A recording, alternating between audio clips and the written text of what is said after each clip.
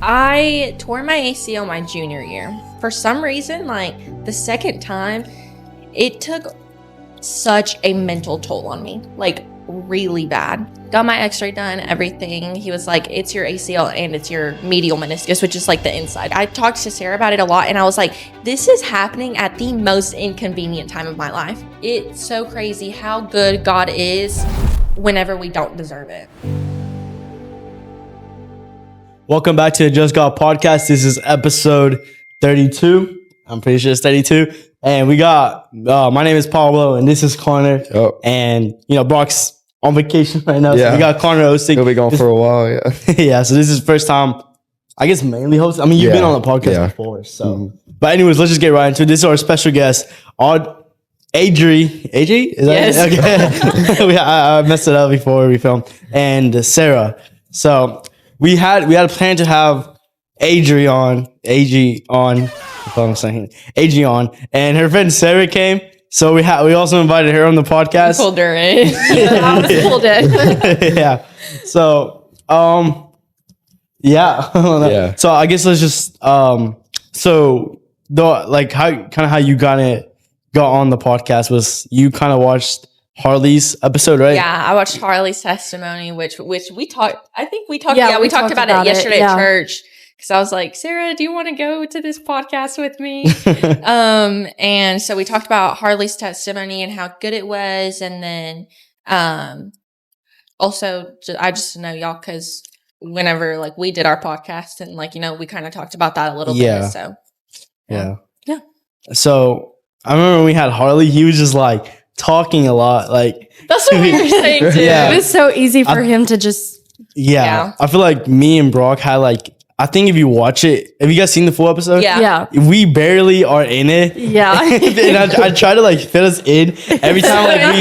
We're still here, guys. Every time we agree with something, saying yeah or something, I would put I would point the camera back at us, saying yeah, just so you can be in it. Yeah. Yeah. He, which we've always gone to school with him. He's a great guy. Love Harley. That is one of his many talents that many people don't have, is he can just talk. And talk. I know. And I was telling Sarah, I was like, oh my gosh, what if I get in here and I'm gonna start talking and then I'm not gonna have anything to say and it's just gonna get awkward. And she was like, just talk like Harley.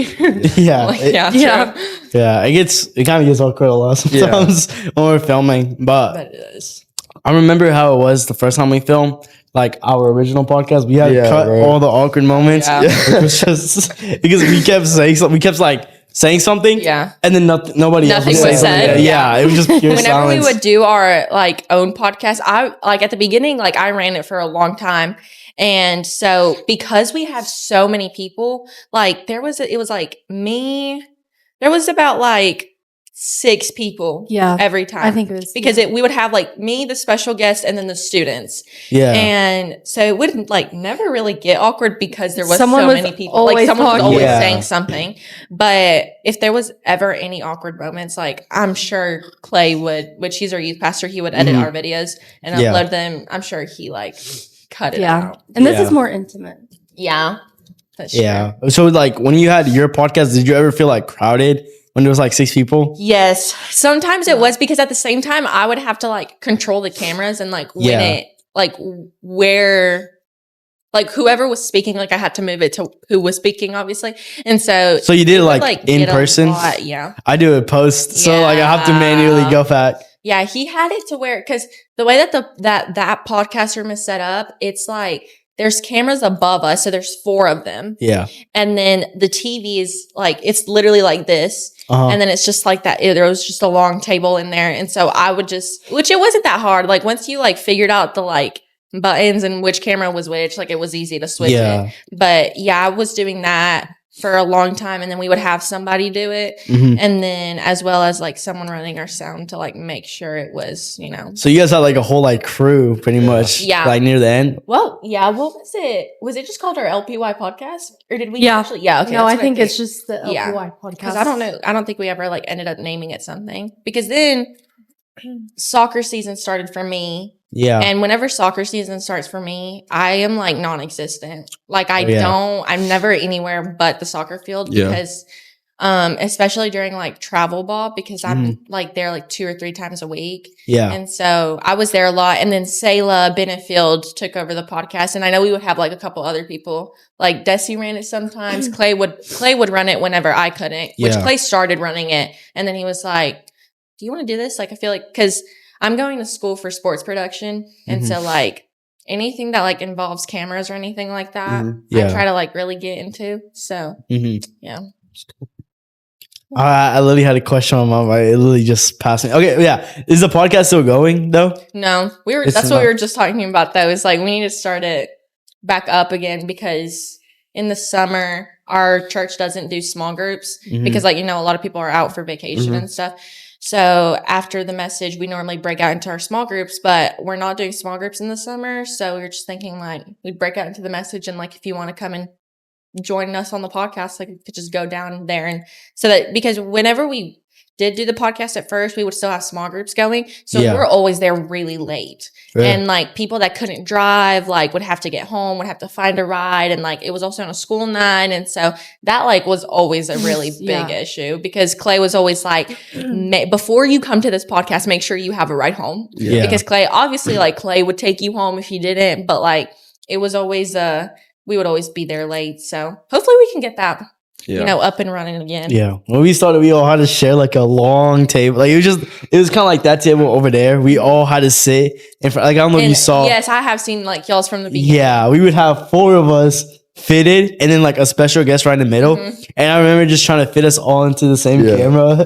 Bro, I remember because me and Brant, we would usually just, because there was only 4 mics. Yeah. And when we'd have a special guest, there'd be 5. So me and Brant would constantly like do this for when we'd want. Yeah, that was our problem too. Because so many people would go in there and Clay would be like, only 5 people can sit in here because there's only so many mics in here. And like, even when it was 5 people, I think we would still share mics. But they were like these, so we would just be like this and like we would just switch them. Oh, okay.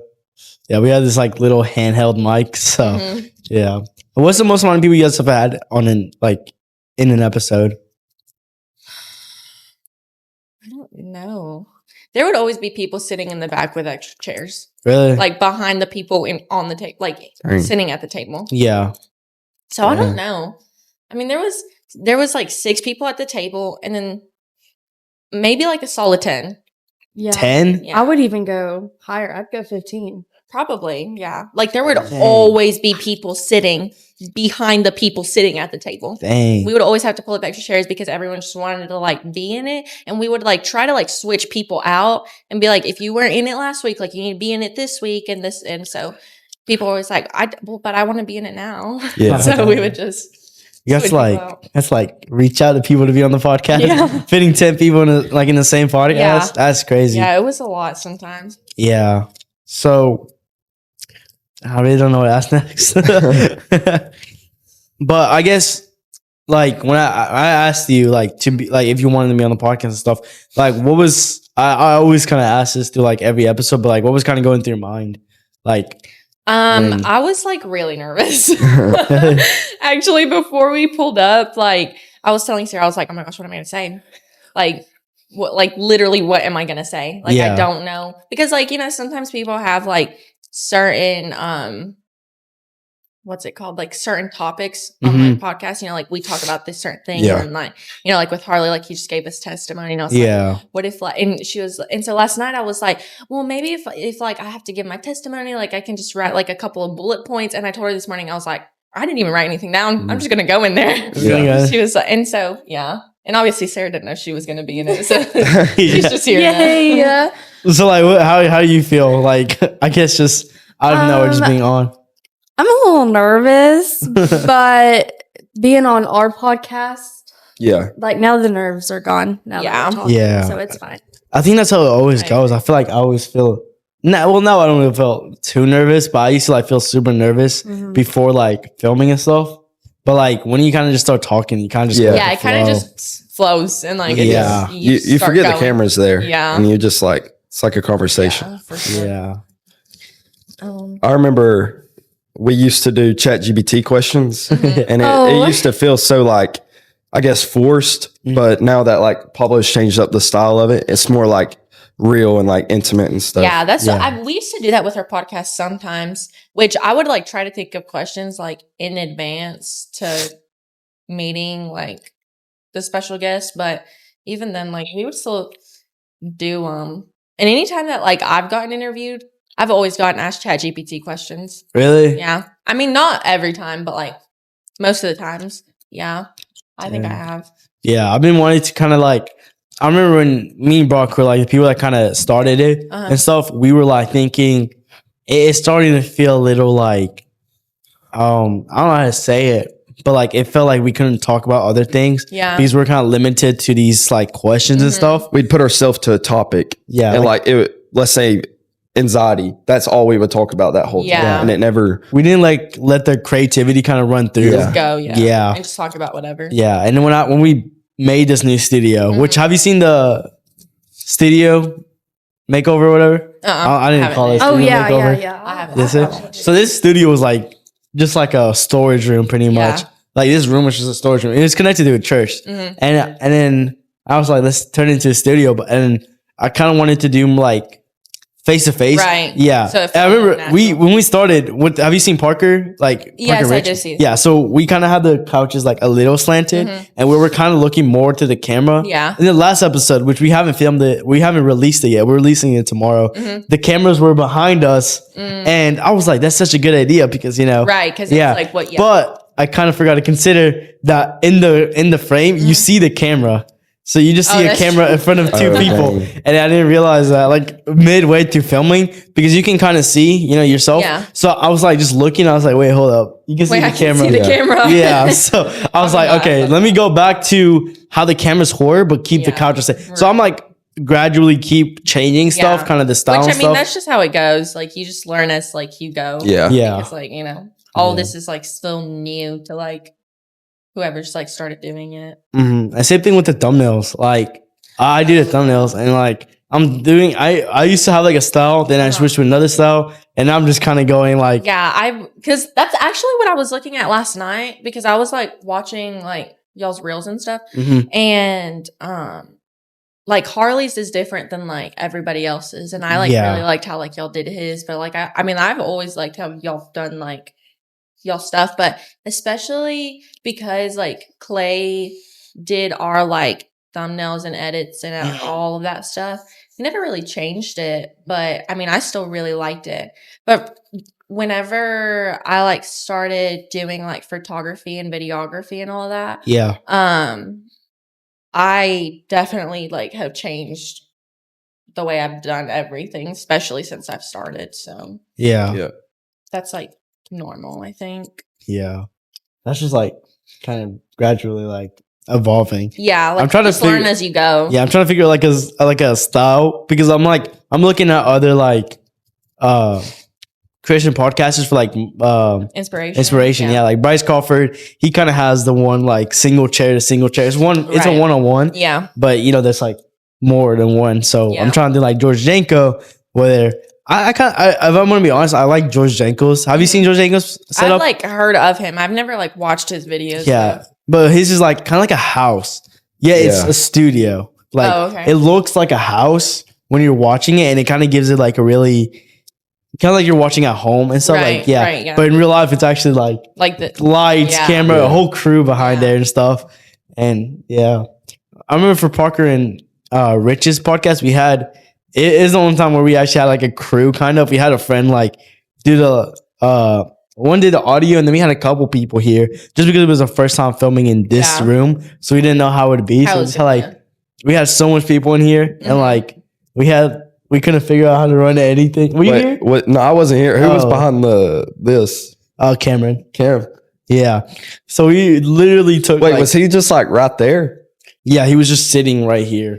Oh, with headphones and just listening. And I realized, he doesn't need the headphones, so we kind of we had a table for that. Yeah. Then we just put it on the floor because on camera you could just see the table. Right. Yeah, so I'm still figuring out. Plus, like the back of the studio is just messy. I just got like backpacks and bags and just like cables everywhere. So we gotta clean that up. Yeah, but I mean, like it just evolves as you go. Yeah. That's just with everything though. Yeah. Literally everything. Yeah. You just learn as you go, which is a good thing, And like sometimes you like mess up and you figure it out and then you fix it, and it's just all the things you learn. Yeah. So, if you don't mind talking about it, I saw one of your posts and it was like pretty popular. It was like about your injury. Oh. Yeah. Oh my gosh. Hold on. Let me pull this up so that I can show y'all. Because this post has, hold on. Oh, it's not going to load. I don't think it'll load. But it has like 70,000 something views. And it is the only post on my Instagram story that has this many views. And I told my mom, and like, you know how like, I know it does this on TikTok and I didn't know it did it on Instagram, but it's like whenever, like, I guess it's like a frequent question in the comments or whatever, and it'll give you like the blue like search thing. Yeah. And so it did that on my Instagram, and it was like Adriana Vega's injury story. And I was like, what the heck? And, but yeah, that post, did get a lot of recognition, and like soccer pages that like I don't follow, that I had no idea about, like reposted it, and like, that post did get a lot of views. Wow. So it just like blew up. Yeah. Just wow. And it has like maybe like 8,000 likes, but like it has a ridiculously amount of views. Yeah, that's crazy. Dang. But you, in the caption, you kind of talked about like how hard it was for your like senior year to go. And that's like crazy. Like, I know Brock, I remember he had the same thing because he was like debating on whether to play football. He was like, nah, I can't. I don't want to get hurt from a basketball season and stuff. So like, I guess how was it, how was it like for you to like kind of go through that injury and stuff? Well, I tore my ACL my junior year. Yeah. And then recovered from that, and then tore it again. You tore it twice? Yes. I tore this one and then this one, but this one was my ACL and my meniscus. Dang. So, I know I like talked to you and Anna Ruth about it, like whenever y'all came and visited. It, for some reason, like the second time, it took such a mental toll on me, like really bad. And the first time I tore it, I had like just gotten back from like FCA camp, and I was like on my like spiritual high, like reading my Bible every single day. And it was like great. First day of club practice, and I tore it. So then I was like still trying to be very positive about it, because obviously like I was like at this time I tore it the day before school started. And so all these new things were happening, and I was still trying to be so positive. And I was like, listen, it's like, I try to tell myself, no matter the circumstances, no matter what's happening, like God is still good no matter what. Like he was good before I tore my ACL. He was good after I tore my ACL. He was good when I recovered, and he was good when I tore it again. But the first time, it was just scary, like, because I just didn't know what was going to happen. I didn't know. And so thankfully, I am blessed with like amazing friends, and I'm blessed with amazing parents and people that care and love for me. And so, they helped me get through that first one, and it was a breeze. Like, obviously it was still hard. It sucked because I had to go through 2 seasons of not being able to play. So like travel ball and then school ball. Yeah. And, so that was really hard, but I got to play at the end of our school ball season, but I only played like a couple games. And then this happened. It was during one of our area games. We were playing Sparkman, and it was like, I had like 2 weeks left of school ball, and like it was going to be over. Yeah. And so, that happened. And the second I heard that, like I heard my knee pop, it was like instant like PTSD. And I was like, oh my gosh, like whenever you go back and watch the video of me tearing it, all you hear in the video is like, oh my goodness, oh my goodness. Oh my. And I was like freaking out because it scared me more than it hurt me, just because like I was like, I'm going to have to go through this surgery again. This is going to be terrible. I don't want to do this. And so obviously like, the trainer checked it out, whatever. And she was like, I don't think it's your ACL. Like you should be good. But like, my knee like instantly was swollen that like she couldn't even like feel anything. Yeah. Dang. And so Wow. got my x-ray done, everything. He was like, it's your ACL and it's your medial meniscus, which is like the inside of your like, because you have two, so it was the inside. Yeah. And so going like the days leading up, obviously like graduation was going to happen, and they were like, you may have to be on your crutches for graduation. You are gonna like they were like, you're gonna have to like, you're not gonna be able to do all this stuff. Yeah. And we had like awards night, our games, our Aggie oh yeah, games. we had Aggie games. Yeah. And so that's like whenever all the classes like just come together and whatever. I don't know. I had so many senior events going, and I know, like, I talked to Sarah about it a lot, and I was like, this is happening at the most inconvenient time of my life. Yeah. Like, I am only a high school senior once in my life, and I have all these things going on one time. This happens one time. Yeah. Yeah. And it's happening now. And so the doctors gave me a choice, and they were like, do you want to have your surgery before graduation or after graduation? Mhm. And at this point, graduation was like 5 weeks away, maybe. Wow. And so I was like, I want to have it now. I was like, give it to me like tomorrow. Like, I want it now. And they were like, are you sure? Like, we don't know if you're going to be recovered for graduation. And I was like, I don't care. I said, I want this now.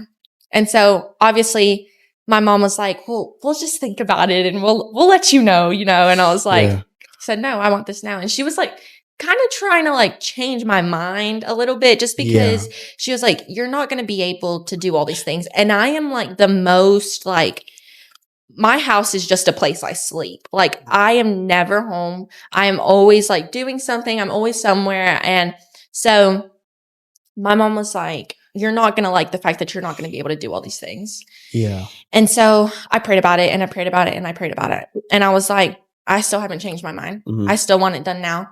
And I was also still kind of trying to process the fact that like everything was happening, and that like I wasn't going to be able to play my senior night. I wasn't going to be able to play my last game. And like my sister's on that team too. And so it was like, I'm never going to be able to play with my sister again. And so anyway, fast forward, I have said surgery. I get out, and that first week post-op is the worst ever. It is the most pain I have ever been in. And people were like, well, it's the second time, like, you know what to expect and stuff. And I was like, no, this is like 10 times worse. I was like in the worst depressive episode of my whole entire life. Like the worst I've ever been in. Yeah. And so I got through that first week, and I literally felt like someone was taking a hammer to my chest. It was terrible. And I've never in my life felt like that, because I've always been so like I believe that like good comes out of everything, no matter what it is. And so I, to this day, believe that like good will come out of this injury, even though like I have not seen it yet. And like a verse that reminds me of literally what I just said is John 13:7. Correct me if I'm wrong. I don't really know. I think it's John 13:7. But it says, it's whenever Jesus is washing the disciples' feet. Yeah. And he's talking to Peter, and he's like, you do not understand what I'm doing now, but later you will. And that is like life verse for me. Like everything I go through, I think of that, and I'm like, I don't see the good now, but once I get through it and I see everything that's happened, like I'll see it afterwards. But again, like if I didn't have my amazing friends and my family and literally anybody that came and visited me, checked up on me, I wouldn't have been able to get through it. And now, because I was like home so much, I kind of regret like not opening my Bible and taking that time to be with God, because it's like I'm literally laying in bed, like what else would I do other than being on my phone or, And so whenever stuff like that happens, I like to think of it as like an opportunity to like take my time to be with the Lord. But I didn't do that. And I literally just sat there and like dwelled in everything I was feeling. And so I think that also has something to do with the fact as to why I was feeling the way I was feeling, because I wasn't like handing it over to God. And I was just like, it was like, I literally would just breathe and I would start crying. Like, it was so bad. And I'm sure we talked about this too, Sarah, but I talked about it with my small group leader. And this was literally like 4 days ago. And I was like, I complain so much about not opening my Bible and how I'm so far away from God and how I'm just not doing good spiritually and I don't open my Bible. Yeah. Mm-hmm. And I was like, I keep on complaining, but I don't do anything to fix it. Yeah. And so I literally, like, not even 4 days ago, I started opening my Bible and reading it again and doing my own Bible studies, because I was like, God is literally allowing me to wake up and he's giving me another day. Like, why wouldn't I use that day to spend time with him? But yeah, for sure. Like, just the second surgery was a lot and it definitely like took a mental toll on me. But I know that like God was with me through it all. And, you know, it just took a matter of, instead of me trying to deal with my anxiety and my like feelings and everything, like handing it over to him was definitely what I should have done. But also, like, you know, you learn as you go and you know, but yeah, no, that is definitely like, what's the word? It was definitely like just like a spiritual test in a way. Like, it was just I don't know. Yeah. That's good. Bro, there's so much moments like that where I feel like something really bad happens and I'm just kind of questioning God, like, I know this is leading up to something, but I just don't understand it right now. Yeah. And it's also like learning to like being patient with what he's doing in your life, which is really hard. It is really hard coming from somebody that is like so impatient. Like, it's so hard because it's like, I just want to see what you're doing. Like, I want to know what I'm getting out of this. I want to see it now. But it's like, if you're just like getting through it just to get through it, like, there's something happening like in the middle of your circumstances. Like, you're going to get something out of it. Like, if like going back a couple years, back in like 2022 maybe, my cousin passed away and she was like my sister. Like, she lived with us, like, and so that was like a really hard thing. I was in the 8th grade, but like, if she hadn't died, I wouldn't have taken my relationship with God seriously, and I wouldn't have actually tried to have a relationship with him. If she wouldn't have died, I wouldn't have met the people that got me to where I am today. My sophomore year, I lost one of my friends, and if that wouldn't have happened, I wouldn't have met, she's at the time was my history teacher, and now she's like my other mom. Like, she's always been there for me. She's like one of my mentors, basically. I wouldn't have met her and I wouldn't have gotten close to her if like my ACL injury wouldn't have happened the first time. I wouldn't have like realized who truly cares about me and who loves me and who's always going to be there for me, and like how good God is no matter the circumstances. And so back to the whole like good does come out of everything, and like no matter what. I remember like it wasn't as bad as yours, but I remember like I had something happen in my life and stuff, and it got me through this very tough time in my life. And kind of like how you were when you said you kind of got back from that camp and stuff, I was starting to feel a little better. Like, I was like, life starting to like, I'm picking myself up a little bit more and life starting to feel better. And I remember I dislocated my ankle, and after that, like it hurt. And at first, like, it was like fine because I was just like, I get to stay home, I don't have to go to school, and it was fun at first. But it got to the point where like I kind of missed walking and stuff because I couldn't walk on it. And there was this time where my family wanted to go out and eat, and it was really packed that day. There was like no parking near like the front, so we had to kind of go far, and I was in crutches. And I remember how frustrated I was. Crutches are terrible. And they hurt. They like get you sore. It's so annoying. The first time I used crutches, I actually fell. So like it was just I've fallen. Fallen. There you go. On crutches in 6th grade, I broke my leg, and I was going down the hallway, fell in the hallway in front of everybody on the way to the restroom. Dang. Most embarrassing day of my life. It was awful. So funny. Dang, that's crazy.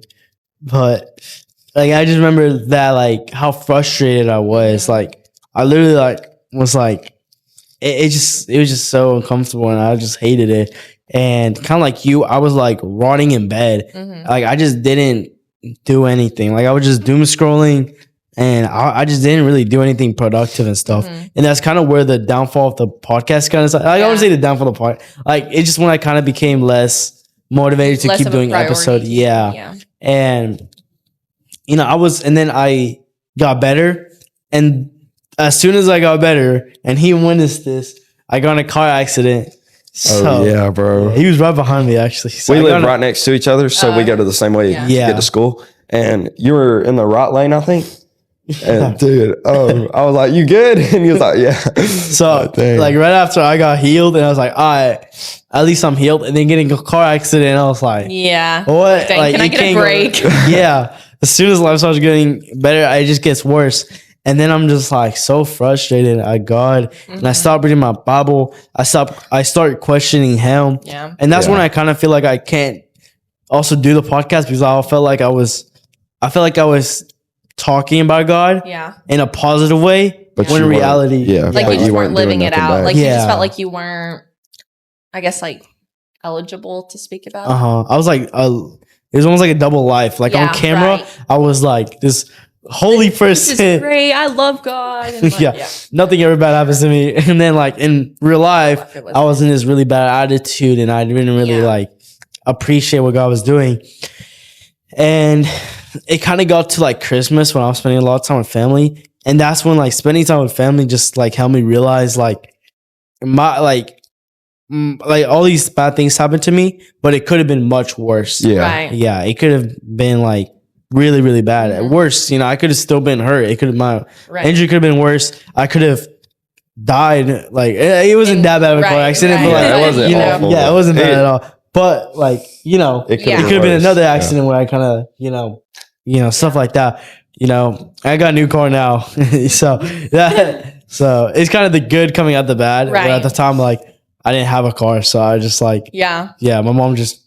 It felt kind of awkward, like a senior kind of just getting dropped off by my mom still. I have like, so the first time it was obviously my left leg. So it wasn't that big of a problem because, you know, like you drive with this leg. So whenever this one happened, like I tore this one, I like have literally like recently as in like 2 days ago have like started driving again. But I have had my personal Ubers all over the 256. Sarah has gotten me places. One of my really good friends, like Aria and Lauren, and like I've literally have had everybody taking me to school. And then my mom works at my school. So I would like get out early because of like my like senior schedule, whatever. And so my mom would like have to leave work to like take me home and because I literally couldn't drive. So that was definitely frustrating because it was like I had to depend on other people. And like if my parents couldn't take me somewhere and if I couldn't find somebody to give me a ride, I couldn't go. And so that I think frustration is a key factor in a lot of the things we go through. Like being frustrated with God is the most normal thing a human person could feel. Like everybody feels it. And it's not, you're not less of a person because you feel it. God doesn't love you less because you feel it. Like he gets frustrated with us. Like it's not, like you're not allowed to get frustrated with him. Like I was quite literally frustrated with him yesterday. Like I had a whole talk with my mom and, it's just that's literally just life. Like you're just gonna get frustrated. I'm gonna get frustrated next week. I'm gonna get frustrated next month. Like it's not. It's a relationship. It's gonna have its and ups it's like and downs. it's like any other relationship that you have. Like any friends and your parents. Like you get frustrated with them. Your boyfriend, your girlfriend, whatever. And that's definitely like a normal thing to feel, and like doubting and questioning God and being like, why me? Like, why is this happening to me? Yeah. And even if you like read your Bible every single day, like you're still going to ask yourself those questions because that's normal. Yeah. And I try to like, I'm like one of the oldest in our small group. And so I try to like be real with the girls because they're like freshmen or like sophomores, and so I'm like, y'all, it literally only goes down from here. It doesn't get any better yet. It doesn't get any worse. Like things are going to happen to you and you literally cannot do anything about it. Mm-hmm. So all you can do is like be patient, and you're going to get frustrated and you're going to doubt and you're going to be impatient at the same time. But like knowing that God has your worries and knowing that he is doing something in what's happening to you. Mm-hmm. Like just knowing that can sort of give you like a sense of peace to like get through it. Yeah. Yeah. I think that's how it is, because when we go through trials like your ACL, and you said you were just sitting in your bed just doom scrolling, that's hard. That's hard because like you're not growing with him, and you're not staying consistent with reading the word. So you're not going to feel the peace of like what God can give you, because you're not going to him in that. Because that's how I feel sometimes. I've never had a ACL or dislocated ankle, but I get this sense of, I have really bad anxiety, and I get sense of if I don't feel God, then he's far away from me, and I have to go even farther, and I drift off. And then when I get to the point of realization of, I'm just doing this, or like I'm being selfish at a point, I tell myself like, God, why are you so distant? But then I look at myself and I realize I haven't opened my word in 2 weeks. I haven't prayed. I haven't done any of that. So. Right. And I was telling my friend, because she like was having some like boy problems, whatever. And so she came to me about it. And I was telling her, I was like, whenever you feel like distant from God and like separated from him in a sense, it goes both ways. Like it's not a one-way relationship. Yeah. Like if I was the only one that ever texted Sarah and like I was like, hey, do you want to hang out? And she says no. And then like she never asked me to hang out, and like it's only me. Like then I'm the only reason we have this relationship. And so I like to think of it as like any relationship you would have with the human on earth. Yeah. Like it goes both ways. You're not going to have a boyfriend or a girlfriend that like doesn't talk to you, doesn't call you, doesn't respond to you. Like you want them to call you, you want them to text you, you want them to ask to hang out. And it goes like with your friends too. And so it's the exact same way with God. Like he's literally right here. He is waiting for you to like reach out to him. Yeah. He's going to sit there waiting for you. But like if you do not reach out, like you're not going to feel him. Yeah. And it's not like he's just going to sit right beside you and like, I mean, let me rephrase that. There's going to be times where he's there for you regardless, no matter what, at all times. And like, he's going to be there in time of need. But again, like it goes both ways. Like if you don't feel, like you said, like if you feel like he's so far away, then like it kind of goes into you distance yourself at the same time, because again, that goes with any other like friendship relationship that you're in. Like if you feel like someone is distant, you're going to distance yourself too. Yeah. But it's not even a matter of doing it. It's a matter of like wanting to do it. Yeah. Yeah. And so then doing it is also like the hard part, because like I want to read my Bible. I want to pray every day. I want to do a Bible study every day, but it's a matter of like actually doing it. Oh yeah. Awkward silence. Yeah. But I think that I kind of, when it was graduation, kind of just being with like all the people that you like love, like friends and family, it's kind of like a good reminder, like kind of like how kind of good you have it, because just like the people around you, like you could have, some people don't have anybody, right? Yeah. And like I'm over here lucky that I have my family and friends. I remember some of them like wrote letters, and it's just like It's just sad, bro. Like, yeah, whenever I like obviously like graduation, I was told like you're gonna have to use your crutches, you're gonna have to this, you're not gonna be able to walk, this, that, and the other. And like I was like, I don't care. It's like I'm not using crutches. I'm not walking the stage with crutches. I only do this one time. Like I'm not doing it. And so they were like, no, like you're gonna have to. And I was like, no, I'm not. And so I did my physical therapy every single day. And I was like so determined. Yeah. And so then fast forward, it ended up me not having to use my crutches. Didn't use my crutches and I was in heels. And it was like a whole like, wow, we're so proud of you and you're doing so good. But like, I was literally like not in a good state of mind like that day. And that was solely because like stuff had been happening with my grandpa's like really sick. And so that's like been going on for a really long time. And they lived here.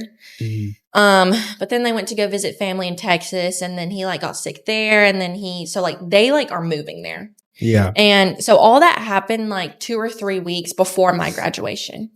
And I had kind of like came to terms with the fact that like he's not making it to my wedding. So it was like, he's going to make it to my graduation. And like, that's all I want him. Like, I just want him to be there. And so my aunt and my grandma take care of him.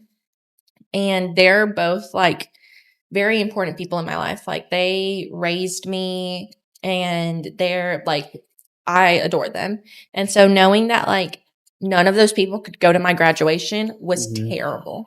And I was like, Mom, like I need them to come. But then at the same time, I was like, I don't want to be selfish because there's other problems going on. Like there's other problems in the world. This is like, but I was like, but to me, like this is my number one problem right now. And anyway, long story short, they ended up coming, but it was just my grandma and my aunt, obviously, because like my grandpa was too sick. And so not having him there was devastating and I hated it. But the fact that like my grandma and my aunt could come, it was like, no matter what, God still found a way to like, you know, like make me happy and like make me feel content with the circumstances that were happening. But like even after I had my surgery, the next day I had my senior night and that's like all those pictures on that Instagram post, those were all for my senior night. And that was the day after my surgery. And so I'm on like so many meds, so many of them. And I can't feel my leg. I can't move my leg. I can't walk on my leg. Like it's all these things were happening, but I'm blessed enough, to have amazing people that helped me get ready because I literally could not get out of bed. People got me there. My coach took care of me. My trainer took care of me. Like, and people still showed up for me, even though I wasn't even on the field and I couldn't play. And so knowing that like I have family there and that I have people there, that definitely like helped me. Like that was a huge part of like helping me get through it. Yeah. It's good. We're back. We've just been talking about movies. The camera overheated. We ventured off. Yeah. We're just yapping. I don't even know where to pick up right now. What we were Where did we pick up? On video, it's going to look so weird. We're going to go to this deep conversation and then it's I don't know. They was cooking on what they do. Yeah. What? I have no idea what we were talking about. We took like a 30-minute break and I completely forgot about we were just having another conversation. Talking about babies in Star Wars. That's how it was last podcast. Yeah, the camera died, so we literally had to charge it. We went downstairs and we had like a whole discussion on Revelations. Downstairs we had a better conversation than we did upstairs. Yeah. Because he knows his stuff about the Bible. Yeah. So like he read Revelations and he was just like, I love Revelation. I wanted to get into Revelations because it's like just cool to me. That's always been Anna Ruth's favorite book. She'll always talk about how she loves Revelations, which I'm not. That is one thing I'm not good at is like thoroughly studying the Bible. Yeah.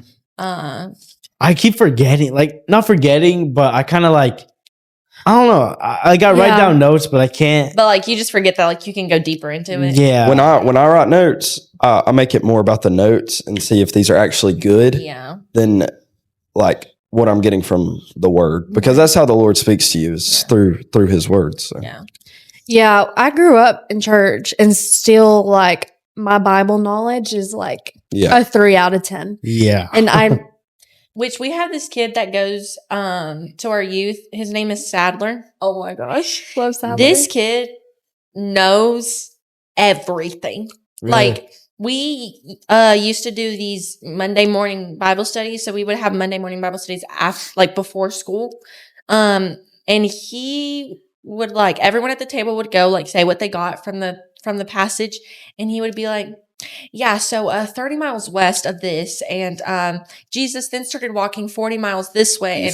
And yeah, when he first came, all of us were like, we were like, who is this kid? Like because we just never like he's so geographically like smart and Bible knowledge smart. Mm-hmm. And so that's all he would talk about. He's gotten better now, like with application. Mm-hmm. But when he first came, we were all like, get out of here. Get out of here. Were like, Sadler, we do not know what you're talking about. Like, I don't understand. But now I've learned stuff from him. Yeah. And we had to get used to it. Yeah. We just had to get used to it because like we weren't used to it. Yeah, we were not used to that. Like they were ranked lobbies. Because all of us were like, yes, love Jesus, you know, like go read your Bible. This is what I applied from it. Yeah. My life. So emotional. And then he was so just like book smart Israel about is it. 20 miles from this place. And I was like, that's crazy. What? No, but like it's crazy. It's impressive. He knows that stuff. It is so impressive. And I wish like I also grew up in church. My parents have their own church. My parents not grew up preaching, but while preaching in the house. Yes. Like when I was born, that's whenever they started going to church. Mm-hmm. And so whenever like me growing up, I've always seen them like at church and preaching and, you know, so, and my mom has read through the Bible like 2 or 3 times. Dang. Which is, I want to do that so bad, but like, I can't lock in. Yeah. I told myself I was going to. I tried to do that. I saw like in Genesis and I just stopped in like. I tried to do Exodus. it. Yeah. I got through like 2 books maybe, but I really want to start like doing that and like deeply getting into the Bible because like you said, like that's how like God speaks to you. It's like, you know, through his word. Mm-hmm. But no, my Bible knowledge is. Yeah. Literally like down here. Like it's me not. Too. I feel like sometimes I get caught up like trying to get Bible knowledge and I don't connect it to my heart. Yeah. And I just have it. I have it up here, but it doesn't connect here. Because it's like really cool whenever you stand up there and you're like, you like know the story by heart. Yeah. And like that's good because I feel like if you know the story by heart, like you can kind of like get a different application. Yes, from it every single time. But for me, it's never like I've never been able to retain that information and keep it. Like, and like, especially whenever people like say something and I'm like, oh yeah, that reminds me of this story. Like my mom can just do that, like anything. Mm-mm. And like Clay, our pastor, our youth pastor, and like actually all of our pastors are like this. If you're like going through something, they'll be like, yeah, it says this in Psalms. Yeah. And I'm like, I can't, no, because I don't ever remember stuff like that.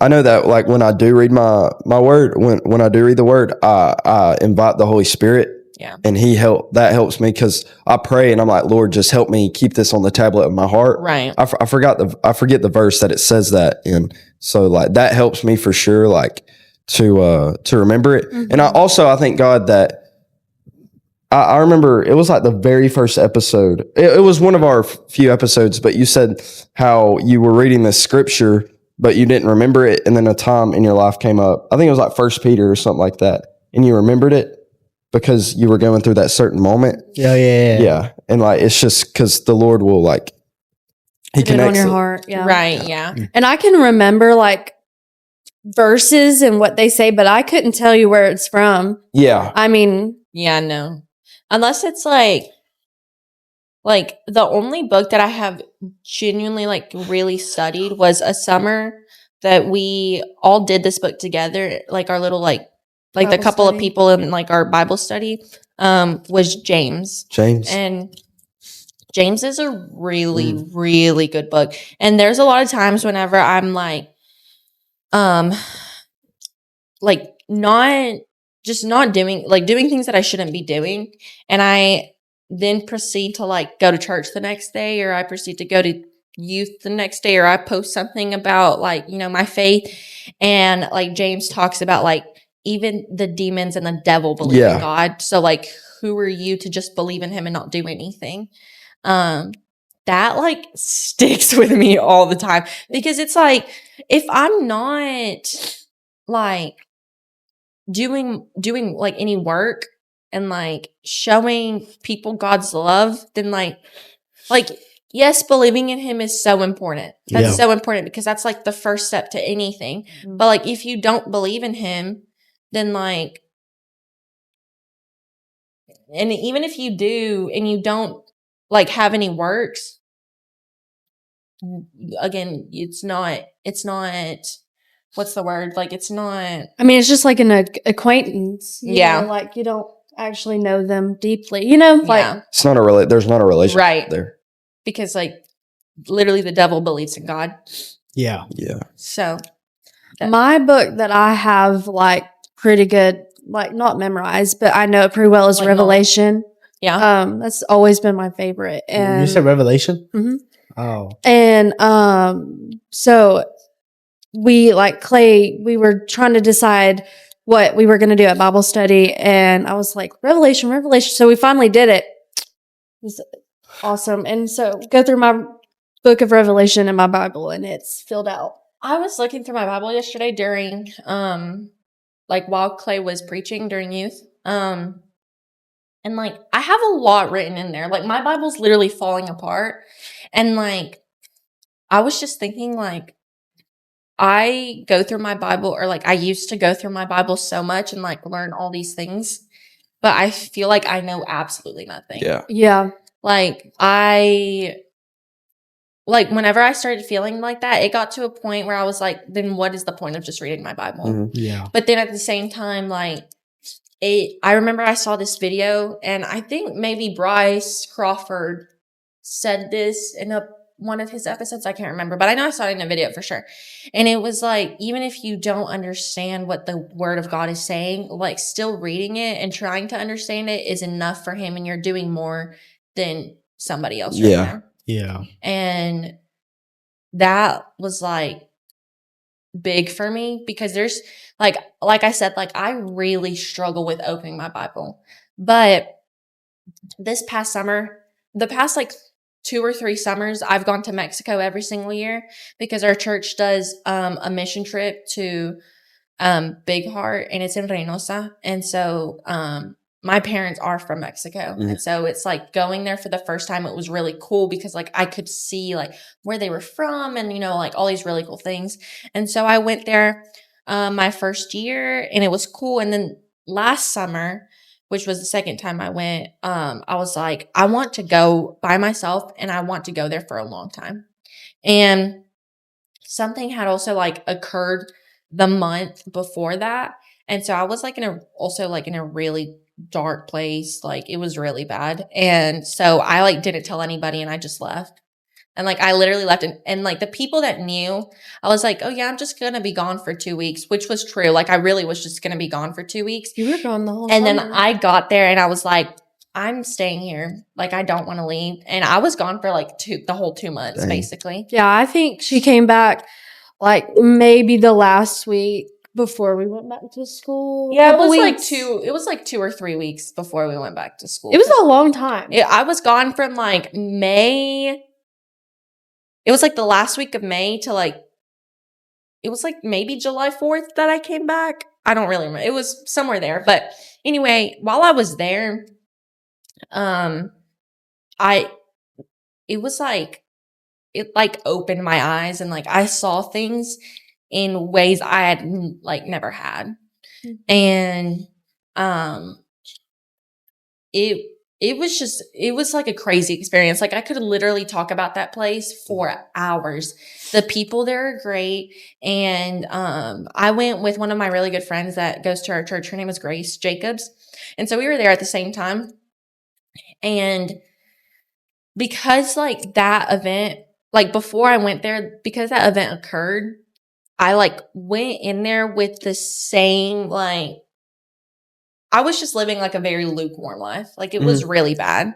Yeah. And so I was like, the fact that like I wanted to stay longer was just kind of like weird to me because like I was really like iffy about even going in the first place because I was like, I'm not gonna be able to be home and hang out with my friends and like do things that I want to do. And so staying there like opened my eyes up, and I just realized like how good, it's so crazy how good God is whenever we don't deserve it. Like he blessed me enough to have that trip, blessed me with amazing people to get me through that trip. And like, so Grace and I were talking about this yesterday. We were like, it's so crazy how like hard the devil tried to work while we were there, because so many things were happening at home, and it was like back to back. Like something happened with my family, something happened with our church, something happened with Grace, and like it fit like so many things were happening back to back. But like if I had not been where I was while that was happening, it would have like been 10 times worse for me. Like if I was home whenever half of those things had happened, I would have like not been well. Yeah. And so it was also hard because we were literally like in another country. Yeah.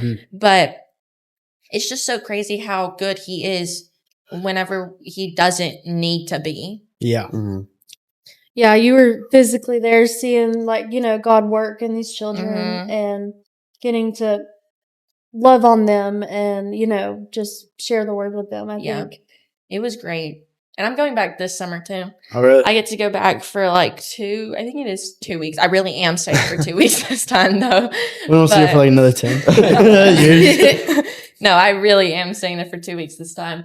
But that place is amazing. So when I came back, like last summer, I came back and like, it was like peak life. It was like you were chained. I was a completely different person.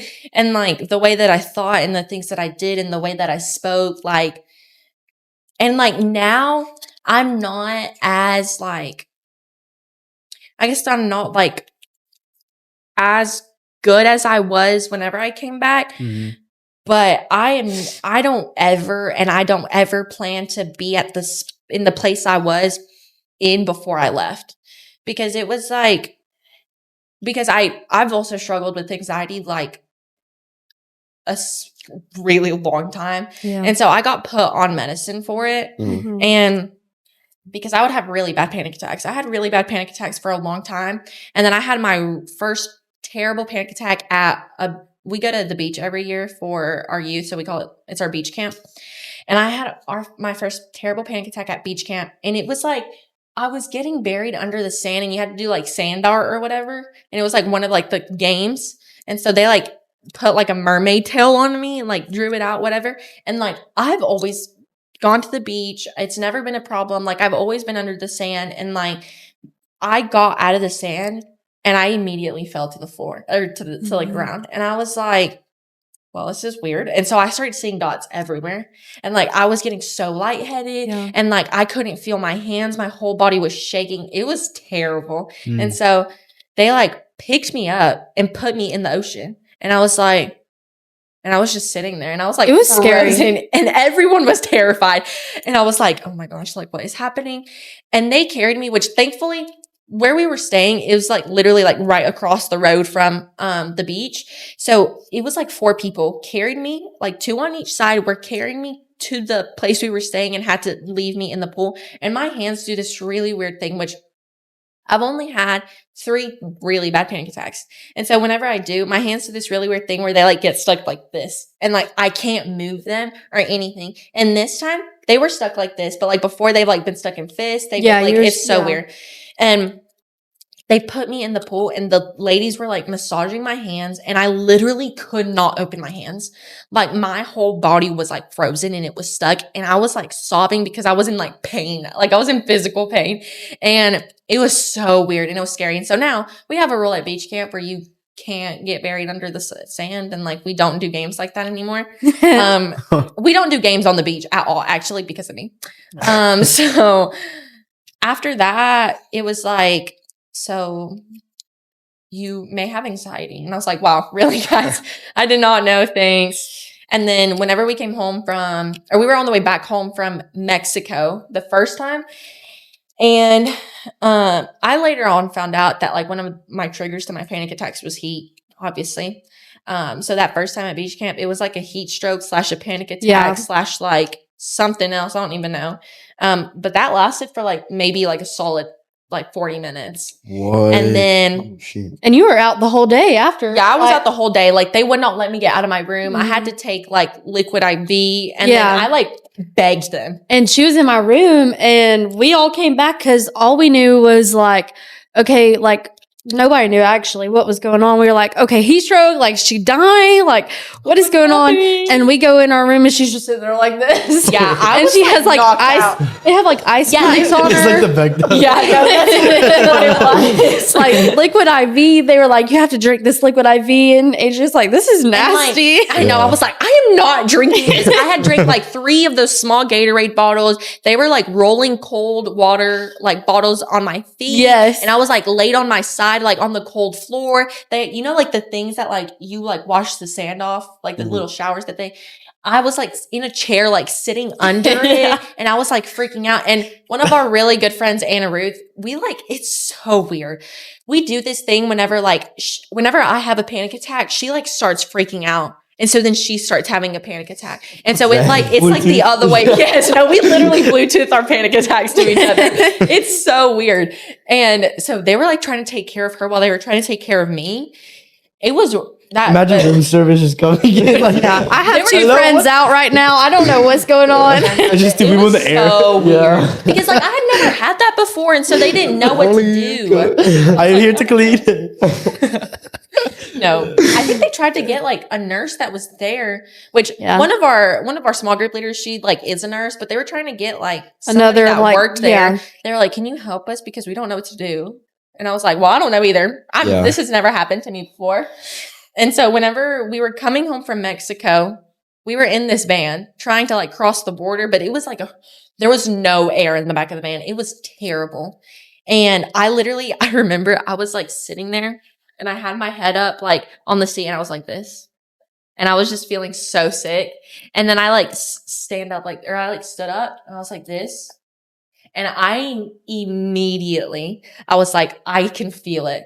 And I felt it. And I was like, oh, this is going to be so bad. And Ashley Reeves was sitting beside me. And so I looked over at Ashley and I was like, she's like, what? And I was like, and I started freaking out. And so I had to get moved to the front. And so Clay, they like had the doors open and they were like walking beside the van. And it had to be like, if you looked over, it had to be like the sketchiest thing ever. Because you see like these white guys walking beside the van, and it's like this girl's like sitting in the front, and she's like freaking out.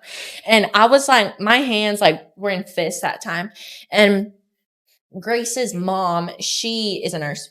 And so she, like had a cold rag, like on my neck, my feet, like my legs were like locked out. Like I could not move them. I couldn't feel anything. And I was just Could you talk? Like, huh? Could you talk?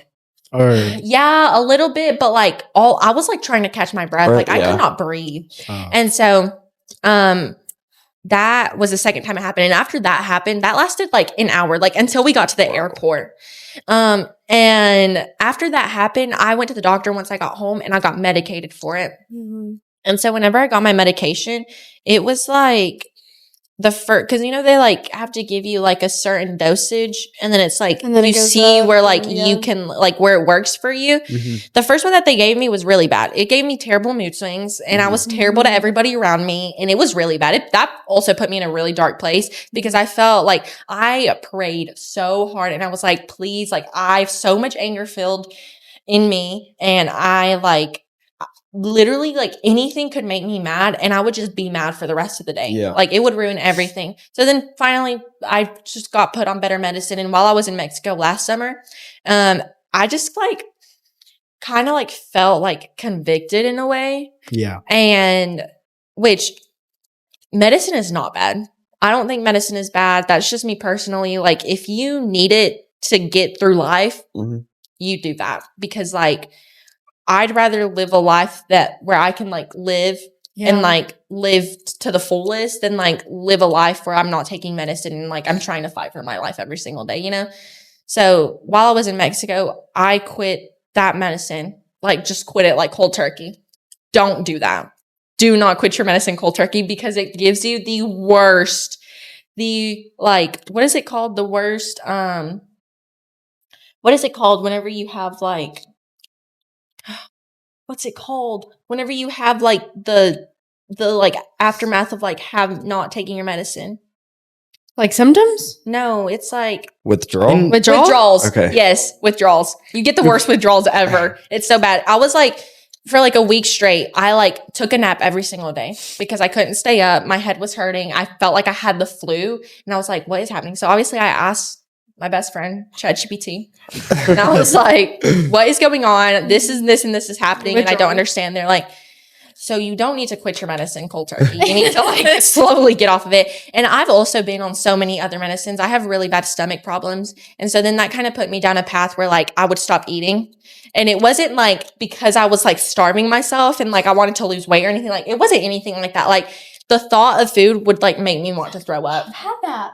It's called like H. pylori. Yeah. That's what I had. It was called H. pylori. But like anytime I would eat, it would hurt my stomach. It wasn't like anything like certain things or like no. And so I had to get on that medicine, and I also got on migraine medicine. And so I was taking all these medicines. Mhm. Well, then finally I like just felt convicted, and I just prayed about it for a long time because I was like, I'm really scared that like my anxiety is going to get bad.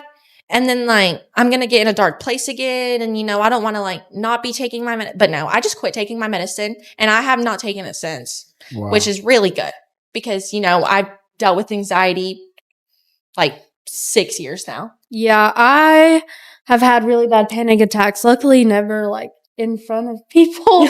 And but when I finally got diagnosed with anxiety and depression and panic attacks, they put me on Lexapro, Mm-hmm. and that did the same thing to Yeah. me. I just was like awful. It actually made everything Like worse. a zombie, literally. And I was like, okay, this ain't, and now I'm on Zoloft, and I've been on that for probably 4 years, and and it helps a lot. But I have tried to go cold turkey a couple times. Yeah, it's not good. It doesn't work. No, and I haven't felt convicted about it because it just helps me get up in the morning. Right. And not like if I hadn't taken my Zoloft last night, I'd be in here freaking out. Like thinking about like, oh my gosh, what do I look like on this camera? Oh my gosh, what do these people think of me? Like stuff like that. But the Zoloft just gets rid of my extra anxiety that I don't need. Yeah. Which I feel like also everybody's different. Yeah.